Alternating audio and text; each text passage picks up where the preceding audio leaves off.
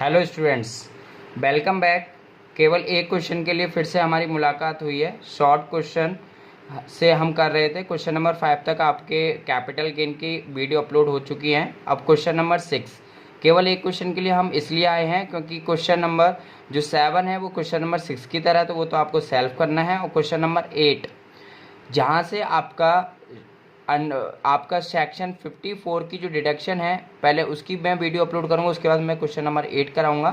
तो केवल हम क्वेश्चन नंबर 6 को अच्छे से समझेंगे इस वीडियो में।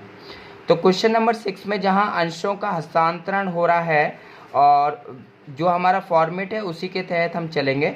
तो सबसे पहले लिखेंगे computation of taxable income from capital gain for the assessment year 2022-23। आपकी स्क्रीन पर अब शो हो गया होगा क्वेश्चन, तो आप पहले उस क्वेश्चन को अच्छे से रीड करें और फिर उसके बाद आप अपनी नोटबुक में इस चीज़ को लिख लें। सबसे पहले हम पोहा यानी कि पीरियड ऑफ होल्डिंग एसेट्स लिखते हैं, और इस क्वेश्चन में जो पीरियड ऑफ होल्डिंग एसेट है वो लॉन्ग टर्म कैपिटल एसेट है। आप अपने क्वेश्चन में देख रहे होंगे उसमें गिफ्ट के माध्यम से अंशों का हस्तांतरण हुआ है, लेकिन मैं आपको बताना चाहता हूं कि टैक्सेशन का ये प्रावधान है कि गिफ्ट को हम हस्तांतरण नहीं मानते। यानी कि जो गिफ्ट अगर दे दिया जाए, गिफ्ट के तौर पर अगर हम संपत्ति का हस्तांतरण करते भी हैं तो लेकिन जो पहला जो मालिक था वही मालिक रहता है, यानी कि उसको हस्तांतरण नहीं माना जाता। तो इसीलिए इसको हम long term capital assets consider करेंगे। तो वैल्यू ऑफ कंसीडरेशन, उस अंशों को जो बेचा जा रहा है, गिफ्ट को हम नहीं मानेंगे। मैं दोबारा बोल रहा हूँ, तो जिसको हम इसको बेच रहे हैं 6,72,000 में, आप अपनी बुक में देखेंगे 6,72,000 में हमने इसको बेचे हैं अंशों को। इसके बाद हमने कोई सेलिंग एक्सपेंस चार्ज नहीं करना है, क्योंकि क्वेश्चन में नहीं है, तो वो हम नील लिख देंगे। It is a part of the question, तो हम फॉर्मेट के साथ चलेंगे। सेलिंग एक्सपेंसेस को नील लिखेंगे। फिर हमारा नेट कंसीडरेशन आ जाएगा 6,72,000।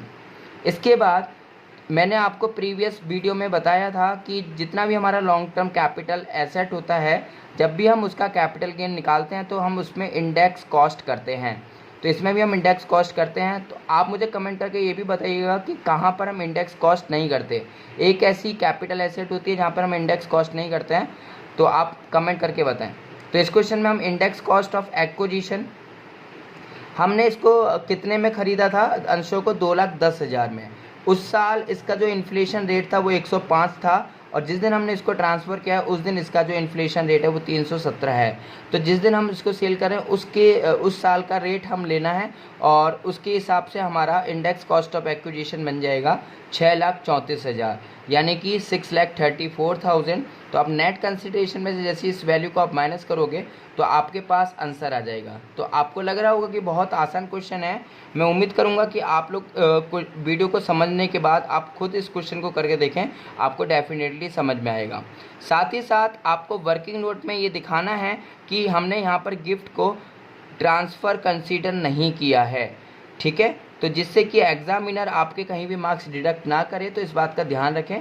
क्वेश्चन नंबर 7 में मैं आपको हिंट देना चाहता हूं कि वहां पर वसीयत है। वसीयत और गिफ्ट दो ऐसी चीज़ें होती हैं जिनको हम ट्रांसफ़र नहीं मानते।